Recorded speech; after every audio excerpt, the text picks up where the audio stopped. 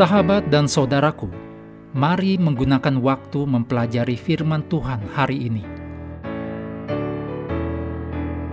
Selasa 22 April, judulnya Diberikan Apa Yang Mereka Minta. Kita mulai dengan doa singkat yang didasarkan dari 2 Petrus 1 ayat 11. Kerajaan kekal, yaitu kerajaan Tuhan dan Juru Selamat kita, Yesus Kristus. Amin.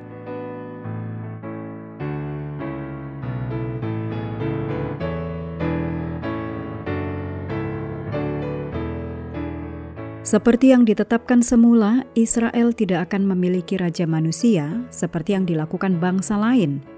Namun, pada waktunya, iman Israel goyah dan mereka mendapati diri mereka menginginkan hal-hal yang dimiliki oleh bangsa-bangsa kafir. Dalam 1 Samuel 8 ayat 4-18, dicatat bahwa para tua-tua di Israel menganggap bahwa diperintah oleh seorang raja adalah gagasan yang begitu menarik. Cermati bahwa kita juga bisa menjadi mangsa dari godaan yang serupa.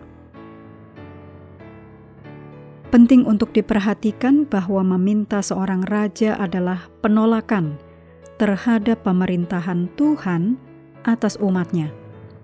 Seperti yang telah ditetapkan, bangsa harus menjawab langsung kepada Sang Pencipta, dan hubungan mereka dengan Tuhan ditunjukkan melalui bait suci dan pelayanannya di antara hal-hal lainnya. Dengan meminta seorang raja, mereka akan membawa penderitaan yang sama pada diri mereka sendiri seperti yang dialami kerajaan-kerajaan kafir, yaitu wajib militer dalam perang raja, penyitaan, perpajakan, dan keburukan lainnya. Mereka akan menemukan bahwa penguasa manusia cenderung memerintah demi kebaikan mereka sendiri, bukannya dengan murah hati seperti yang Tuhan lakukan.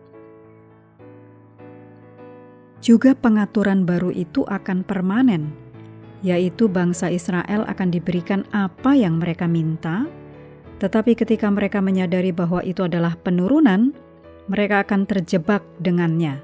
1 Samuel 8 ayat 18 menuliskan, "Pada waktu itu kamu akan berteriak karena rajamu yang kamu pilih itu, dan Tuhan tidak akan mendengarkanmu pada hari itu."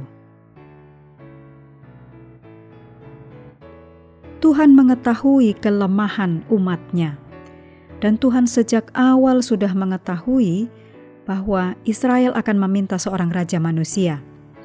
Benar, Israel melakukannya, dan begitu banyak dari sejarah adalah cerita tentang konsekuensi dari pilihan meminta raja.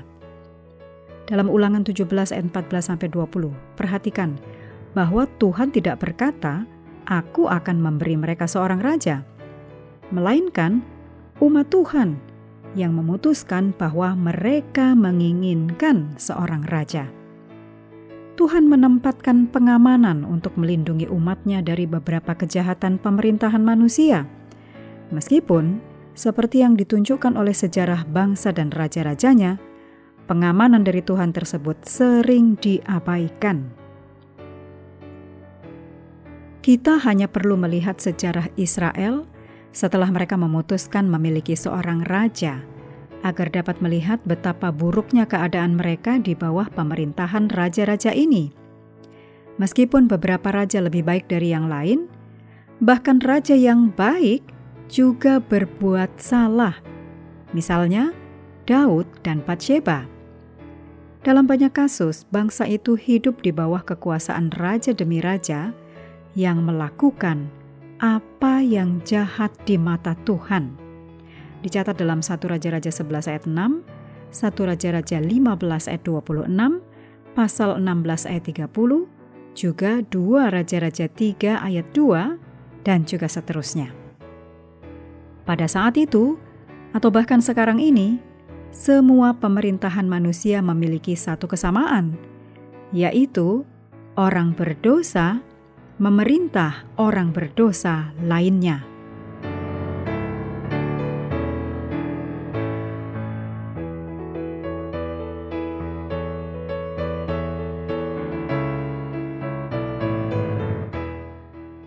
mengakhiri pelajaran hari ini, mari kembali ke ayat inti Daniel 7 ayat 14. Lalu diberikan kepadanya kekuasaan dan kemuliaan dan kekuasaan sebagai raja.